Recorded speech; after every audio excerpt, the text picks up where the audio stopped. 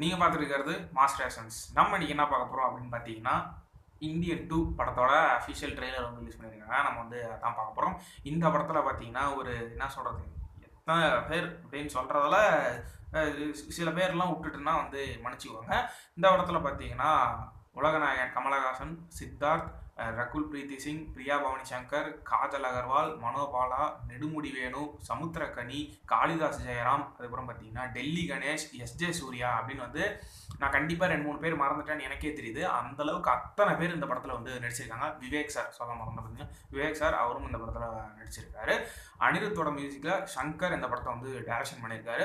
So இந்த படத்துக்கு வந்து ஓஹோ அப்படின்ற ஒரு பெரிய எதிர்பார்ப்பாக இல்லைனாலும் கண்டிப்பாக ஒரு எதிர்பார்ப்பு இருக்குது. இந்தியன் 1 கண்டிப்பாக டச் பண்ண முடியாது, அது ஒரு மாஸ்டர் பீஸ் அப்படிங்கிறது எல்லாத்துக்குமே தெரியும்.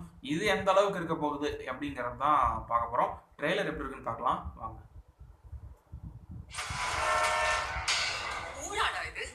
படிப்புக்கு ஏத்த வேலை இல்ல, வேலைக்கு ஏத்த சம்பளம் இல்ல, கட்டுற டாக்ஸ்க்கு தகுந்த ஃபெசிலிட்டிஸ் கிடைக்கிறது இல்ல. திருடுறவன் திருடிட்டு தான் இருக்க போறான், தப்பு செய்யறவன் தப்பு செஞ்சுட்டு தான் இருப்பான். நம்மள ஆளாளுக்கு ஊரை குறை சொல்லிக்கிட்டே இருக்கும். சிஸ்டம் சரியில்லை, சரி பண்ணணும் வாய்க்கே பேசுவோம். ஆனா யார் சரி பண்றது? அதானே சரி சரி, ஒரு துரும்ப கூட கிள்ளி போடுறது இல்லை. Just barking dogs.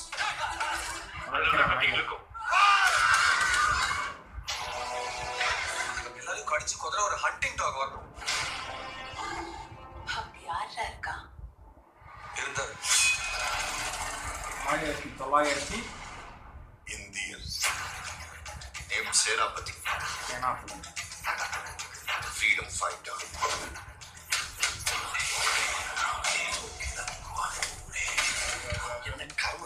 கர்மம் இல்லை, வருமும்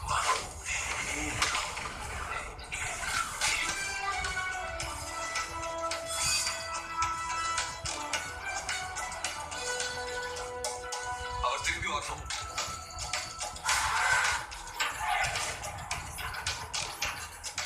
ஒரு தப்பு செஞ்சா அதுக்கிட்ட தப்பிக்கவே முடியாதுன்ற பயம் வரும்.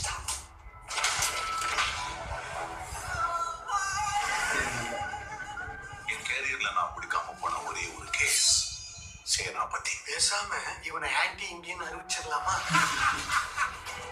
சின்ன வயசுல நேர்மத்தோட கூடாது, பொய் சொல்லாத, திருடாத, நீங்க தானே சொல்லி தந்தீங்க. வளர்ந்தப்ப இதெல்லாம் செஞ்சாதான் வாழ முடியும்னு சொல்றீங்க. இது 2வது சுதந்திர போர். காந்திய வழியில நீங்க, ஏன் வழியில நேதாஜி வழியில நான்.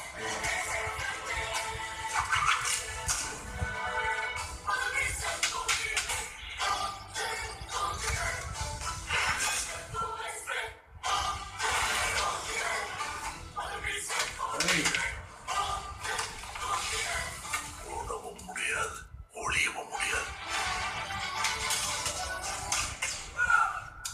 டாமன் ஜெரி ஆட்டம் ஆரம்பிச்சிருச்சு. ஓகேவா இருக்கு. எஸ், ட்ரெய்லர் முடிஞ்சிருச்சு.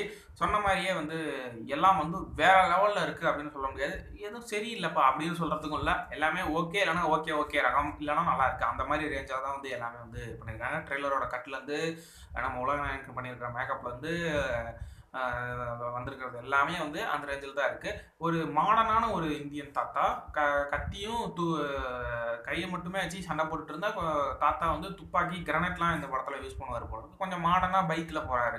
அதாவது என்ன சொல்கிறது, அந்த சிங்கிள் வீல் 1 வீலர் இருக்கும்ல, அந்த மாதிரி ஒரு பைக்கில்லாம் வந்து போகிறாரு. கொஞ்சம் மாடர்னான தாத்தா மாடர்னான பிரச்சனைகளை தட்டி கேட்டால் எப்படி இருக்கும், அதுதான் இந்தியன் 2. சங்கரே வந்து சொல்லியிருப்பாருன்னு நினைக்கிறேன்.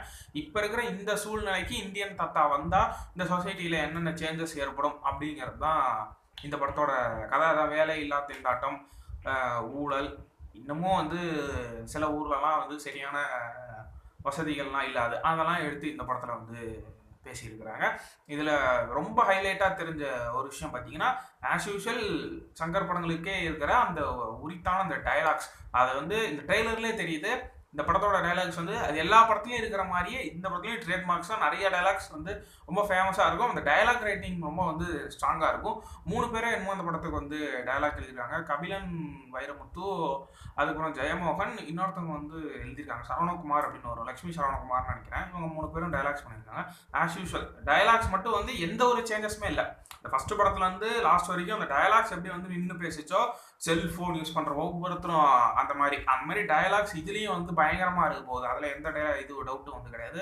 சூப்பரா இருந்துச்சு. மற்றபடி சங்கருக்கே உயித்தான அந்த கூட்டமா பயங்கர பிரமாண்டமா வச்சு எடுத்திருக்காங்களாம். அதெல்லாம் வந்து ஆஸ் யூஷுவல் நல்லா பண்ணியிருக்காரு. அனிருத்தும் முடிஞ்ச வரைக்கும் இந்த ட்ரெய்லரை தாங்கி பிடிச்சிருக்காரு அப்படின்னு தான் சொல்லணும்.